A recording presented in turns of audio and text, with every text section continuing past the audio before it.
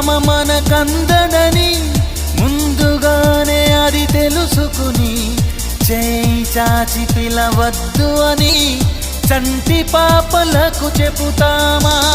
లేనిపోని కలలెందుకని మేలుకుంటే అవి రావు అని జన్మలోని నిదరోకు అని కంటి పాపలకు చెబుతామా?